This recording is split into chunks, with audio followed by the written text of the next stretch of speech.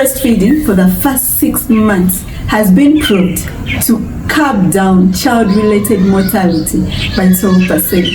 Hey, welcome back to our YouTube channel. If you're new, please, and you love content on nutrition, lifestyle, parenthood, health, consider subscribing, liking, and hit the notification button so that when you post, you're the first to know.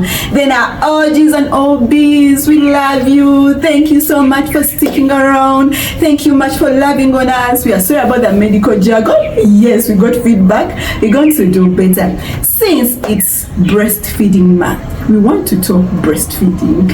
I have a colleague, Dr. Voodoo. It's so nice to have you. Hi. How are you today? I'm fine, thank you.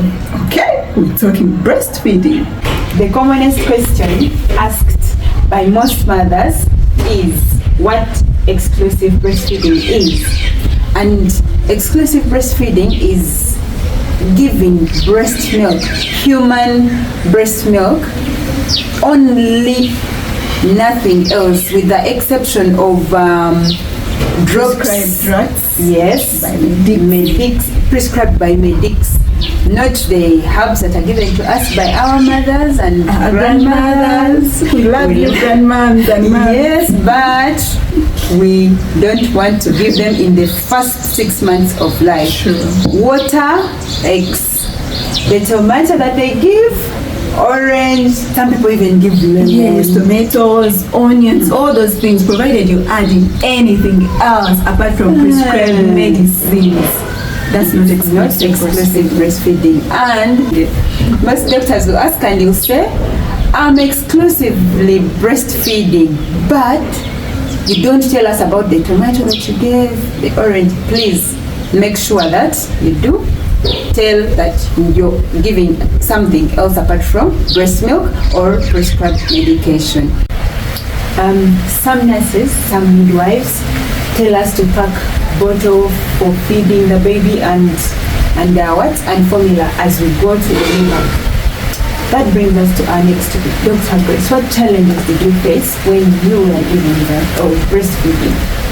Actually, one of the challenges was that because I had, after giving birth, I didn't have breast milk for about 24 hours. Okay, it was there, but very little.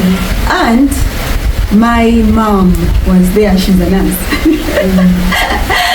So she's like, yeah, I love her so much. Mommy, I love you if you're watching this. So she tells me, man, the baby's crying. The baby needs breast milk. But they're telling me all this. I'm putting the baby in the boots. And there was nothing coming. Okay, there was a little coming because, as you know, colostrum is little. But we expected much more. So every time she cried, like, no, let's buy formula. You have money, buy formula. Why? Hey, what are you saving for? Buy formula. I'm like, money. Anyways, I'm so glad my husband came in. He's a gynecologist and he's like, no, she doesn't need formula at this stage. Keep putting the girl on the breast. She will get milk now. And yes, after like the next day, I had breast milk. So yeah, the challenge that I faced those first hours. These other boys, I had no problem. I had milk and it was covered.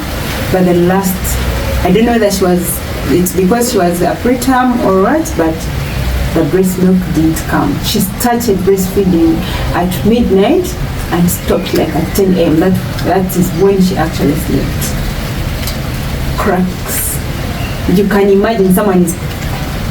But I said, I'm not going to give formula because from school, the more you breastfeed, the more milk you get. Colostrum is very little, but it's enough for the baby. Yeah. So, like, we all knew that.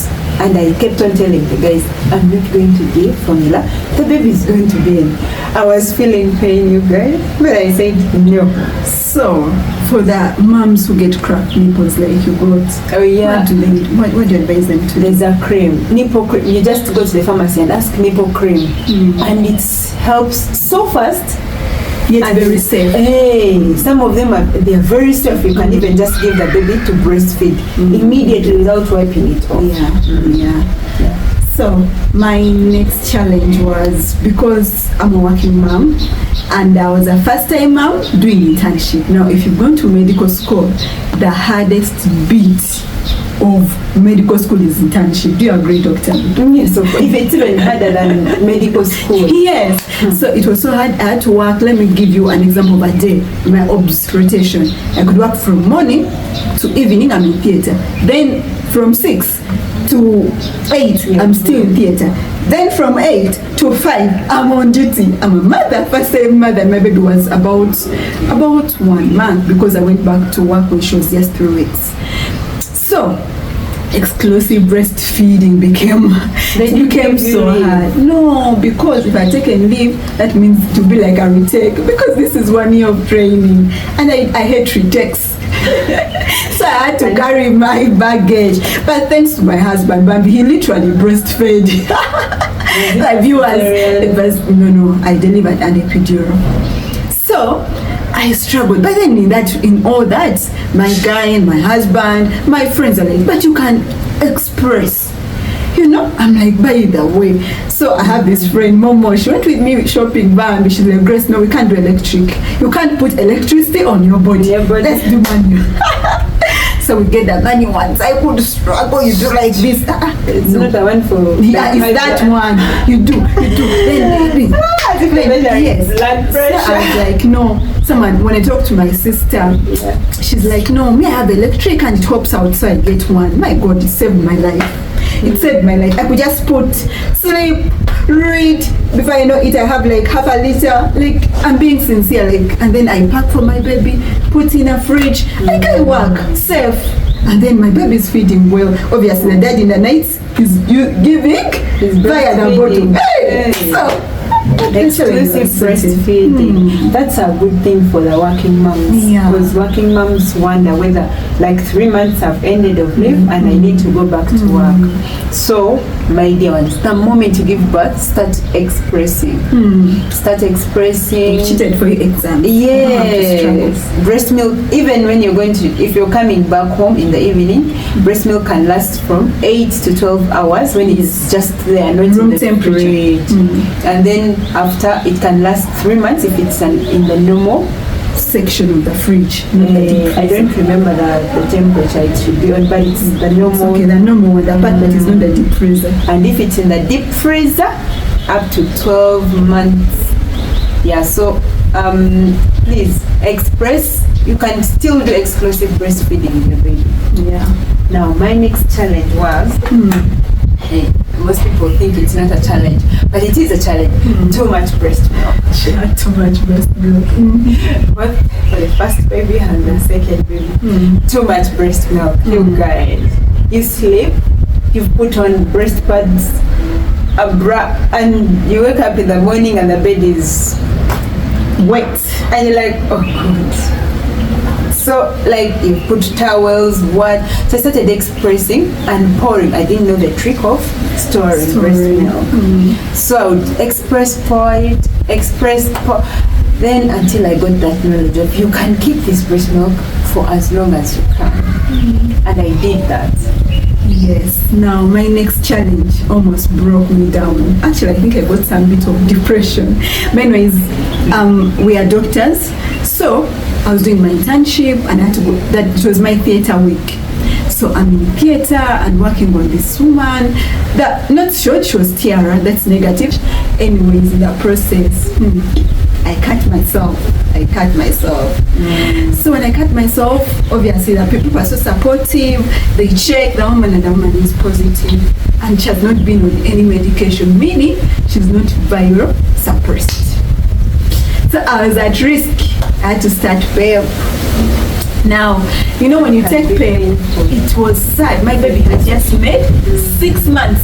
Mind you, one thing I forgot is that when she made 4, because I couldn't sustain the breast milk, I had to start from stress. Yes, stress. Now I'm like, I just had to push breastfeeding up 2 years, you know. And now she's 6 months. I'm cutting myself. I'm exposed. I talked to my husband. He's like, remember his words, I can't forget. He's like, honey, this is sad, but we looked for this. We went and did medicine. So me, I'm fine. Hey. For me, I'm okay. I will be there. I want to be there. But our baby, actually, he told me my daughter cannot breastfeed. Of course. Because you put in her at risk. Yes, as a mom, I was hesitant. I'm like, but people breastfeed. Well, anyways, the topic is very big. If you are dear viewers, if you don't understand, there was something to do with HIV, the breastfeeding, what you should and what you should not do. It's a very huge topic. I mean, we may not talk about it in here, but if you want to hear more, please comment to give details. But anyways, that's what happened. So I had to stop breastfeeding because I was on PEP. The reason was, in summary, because if I got exposed, in case the PEP didn't work, and I got HIV, and you're breastfeeding, and I'm breastfeeding, I was putting my baby at risk. That's why, 6 months is not exclusive. Yeah, so that's why we are like, we can do it all without the breast milk. We do. At the time, obviously, it was hard for me. It was that I got breast engorgement, had to get medicines to stop the breast milk from coming, and then I had this hope after 1 month when I'm negative, I'll try again. The baby refused the breast milk. Banang. It was sad. It was really sad. By the way, a disclaimer: formula is not included in exclusive breastfeeding. Yeah, it's not. I did formula because I failed to sustain the exclusive breastfeeding. So I did formula. I stopped. My next challenge.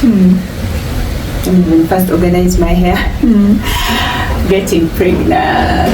I was 5 months. No, my baby was 5 months, and I was pregnant. Yet you are exclusively breastfeeding. Exactly. By the way, now that one is, let me come in as a doctor now. Because one of the ways of family planning, we tell women do lactational amenorrhea. It's one of the Yes, it will save you. But you guys, and then I talked to most of my friends, like older people who have like close kids, like, did you plan on that baby? And they're like, lactation amenorrhea doesn't work for me. Yes, maybe now for everybody. Yeah, maybe it's not for everybody, because books tell us it works. Books tell, actually, one of me personally, I've told my patients, my moms, I'm like, exclusive breastfeeding will help you for the first 6 months. It was so hard. I didn't know what to do. You've already made your plans. Baby's reaching 6 months. You're going back to whatever you've been doing. Then I was pregnant. Now, throughout when you're pregnant, people advise you to stop breastfeeding. Which is not true. Exactly. But me, I said, the baby's going to get sick, the baby won't. But I said, no, it's okay. I breastfed. I gave birth when this baby was 1 year. Kai was 1 year and 3 months, I think. Because by the time I found out, I think I was about to finish my first trimester. So I continued breastfeeding even after giving birth. I had to breastfeed 2 children because I had too much milk, remember? And it was kawa. It was actually a blessing in disguise. Exactly. So I had to breastfeed these 2 children. And it was okay, but it was, you can't imagine what I went through. I actually can't imagine. Anyway, so now, you've had us telling you exclusive breastfeeding, but then what if you cannot? Because there are actually absolute contraindications to like this. You could. Yes. So if you can't, in situations like developed countries, actually, if you're HIV positive, they tell you not to do. But in Uganda, it's optional. You choose. If you're HIV positive and you want exclusively breastfeed, we'll let you know, but we also let you know the risks. First, wait. There's a challenge that I want to find out from you if you actually faced it. Sex when you have breast milk, when you're breastfeeding, did it disturb you or something? Like I told you, I was working long hours. So, but you are still breastfeeding. No, like truthfully, I'm being so truthful. The time of sex was, it could just how we just, because I had no schedule. I'm always on. There was no plan. That's why. And even when it happened, the the breast milk Don't really is not an concentrate issue. on- Yes, so I'll be sincere, it was not a challenge Oh because my God, for me, I was available and it was so hard. I don't know, maybe that I can. you can say- comment, our viewers, please tell us what you Yeah, experienced. that one can be Yes. a whole topic of its own because it's. And she can come back here and tell us details about that all. Because me, I didn't have time really. I'm being sincere. Okay, you can continue. So, yeah, if you're watching and you positive and you pregnant, you're wondering what to do, talk to your caretaker. You decide. But if you choose, because you can abroad, developed countries tell us you do not. It's absolute contraindication. But in Uganda, you choose. If you choose, please make sure the method you choose is sustainable. It's culturally acceptable, it's feasible, you can afford it. You don't say, I'll search formula, and then after like 3 months you cannot, then you're going to cow milk, then you want to put breast milk. Please, if you choose, make sure you can sustain it. Yes, and then also the other contraindication, for example, mothers who have herpes. Lesions. Yeah, that's an absolute contraindication. Yeah, me, my story obviously, it was a contraindication. I couldn't push have wet nurses in Uganda. Yes, we do, and actually we have a donor center. If you have a lot of like you, Dr. Mundu, you could have just donated in Zambia. And if your mom there and you really maybe like the examples, like I've seen mothers who've operated, then maybe after they die, so sad, it's the worst thing. But their babies are there, and you that caretaker now, you feel like the baby should exclusively breastfeed. There's still chance get a weight. You can be a weight nurse, or if you're in Kampala, in Zambia hospital has they have stored now. You can keep it. You told us 12 months in a deep freezer. So you get your breast milk and talk about. We should actually come back and we talk about those things that cover. You don't have to fear to breastfeed in public. Man, this advancing world, everything is sorted. Everything is sorted. And those of you who don't want your boobs to fall, also those things, we shall come back here and give you tricks. You breastfeed and still have a chest like hers. Anyways, guys, thank you so much for watching. Thank you so much for loving on us. If you have any questions, please comment. We'll be streaming every Wednesday. Stay blessed. May God's face shine upon you. Bye.